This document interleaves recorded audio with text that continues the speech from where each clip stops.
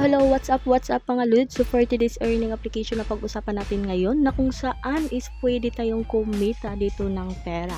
Yung pag-usapan natin ngayon is investment platform. So always invest what you can afford to lose lang tayo dito mga Lodi. So ito yung pag-usapan natin, nakapag-register na nga ako dito. So ito yung ating homepage. Ayan, dito naman is makikita natin sa my investment. So ito yung ating Felix Mining Corporation. So yes, nakikita nyo dyan mga Lods. Ayan. Ayan, so ito yung ating long term. Meron din siyang BIP and meron din siyang time limited. Ayan, dito muna tayo sa ating pang long term. So ito yung stable product and introductory. So stable and high yield coexist. You deserve to have the best choice of financial management now. Char lang. Yes, dito na tayo mga Lodi, no? So investment nga yung ating pag-usapan natin ngayon. So always invest what you can afford to lose. So kay sinasabi nila ng long term, hindi tayo talaga pwedeng maniwala kaagad na long term yung ating ine-invest na platform kasi bigla-bigla lang naman is baka mawawala, so wala na tayong pera. So ito na nga mga Lods, no? Ito yung ating gold mineral. So dito naman sa first investment is yung ating minimum investment is 399 pesos. Yung kagandahan dito is meron tayong daily earnings is 172 pesos. So total revenue natin is makukuha is 5,186. So revenue days is 30 days. So within 30 days yung ating cycle na makaka-receive tayo ng every day is 172. So yung ating maximum naman is 10. So dito no, kung gusto yung mag-invest, i-click nyo lang yung invest. Okay? So dito naman tayo sa next is next investments mga Lodi is medyo malaki na siya, so medyo pricey na siya. So parang pag-isipan natin ng mabuti ha, kung talagang mag-invest tayo sa amount na 1,999. Kung meron lang kayong extra money, pero wag nating isipin pag extra money is talagang akala nyo is maibabalik din niya kaagad. Hindi ganun mga Lodi. So kailangan talaga natin pag-isipan kung mag-invest tayo dito. So ito naman yung sa mga risk-taker lang din talaga siya. So next investment is 1,999. So yung kagandahan dito is yung daily earnings. Ang laki naman ng daily earnings mga Lods is kumikita kayo dito ng 899 pesos. So total revenue is 26,986.50 centavos. Ayan, same pa din yung cycle days mga Lods ha, is 30 days pa din siya.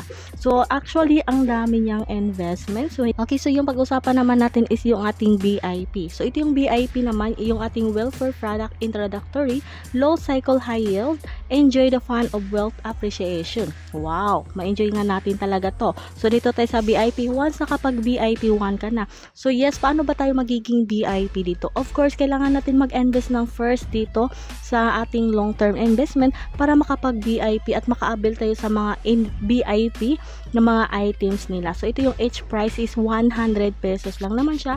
Yung daily earnings daw is 150 pesos. So total revenue is 150, isang days lang siya. So tumutubo yung pira natin ng 50 pesos. So ganun yung BIP mga Lods, nag-invest ka ng 100, so kumikita ka kinabukasan ng 50 pesos. Ayan. So dito naman no, meron din siyang BIP, yung silver minerals to. Ayan. So madami siya dyan mga Lods, kayo na lang mag-check na lang dyan mga Lodi ha.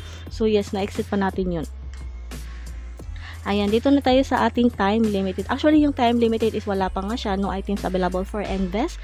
And dito naman tayo sa ating task. So, treasure box. Meron siyang treasure box. Ayan, click na natin siya. Open key. Okay. Please enter the treasure box key. So, wala tayong key since bago lang tayo dito, no? Ayan, copy link. Okay, kung gusto nyo mag-invite, pwede ka mag-invite. Dito tayo sa ating club. Ayan, yung club naman is dito makikita natin yung mga members ng kanilang sa kanilang platform. So, dito na tayo sa ating account. So, dito na nga mga Lods sa ating account is wala pa nga tayong balance. So, zero balance pa tayo dito. So, dito meron silang recharge, withdraw. Ayan, my order, card bank, ayan, meron siyang team, rewards, balance, ayan, andyan niya lahat siya.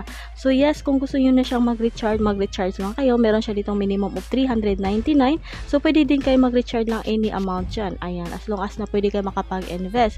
Dito naman sa withdrawal, is yung withdrawal natin dito. Okay, so dito na nga tayo sa ating withdraw. So dito sa withdrawal natin is minimum of 100 pesos lang. So ito yung kagandahan mga Lods, no? So once nag-invest kayo ng 399, kinabukasan is meron na kayo kaagad na mai-withdraw. So ito naman kailangan lang natin i-apply. Okay? So transaction or transaction password. Once nag-register kayo is meron kayong transaction password. So, yes, aside sa ating password is meron din siyang transaction password. So, kailangan lang natin maglagay ng ating bank card. Okay, kailangan natin talagang maglagay ng bank card. Ayun, wala pa tayong bank card dito. So, hindi tayo makapag-withdraw. Ayan, dito tayo mag-card bank. Lagay lang tayo ng GCash. Yung ating name. Ayan, lagay lang natin yung name. Tapos yung ating GCash number. Make sure lang na saktong-sakto yung ating pagkalagay ng ating number para talagang ma-receive yung ating withdrawal. Okay? Ayan, so I think saktong-sakto na yan. Ayan, so balik na tayo dito sa ating withdraw. Ayan. So, pwede na kayo mag-withdraw dyan kung meron na kayong balance. So, wala pa tayong mai-withdraw kasi wala pa tayong balance mga lods. So, dito naman sa my order, wala pa tayong order since bagong-bago lang ako. So, mag-i-invoice pa ako nito mga lodi.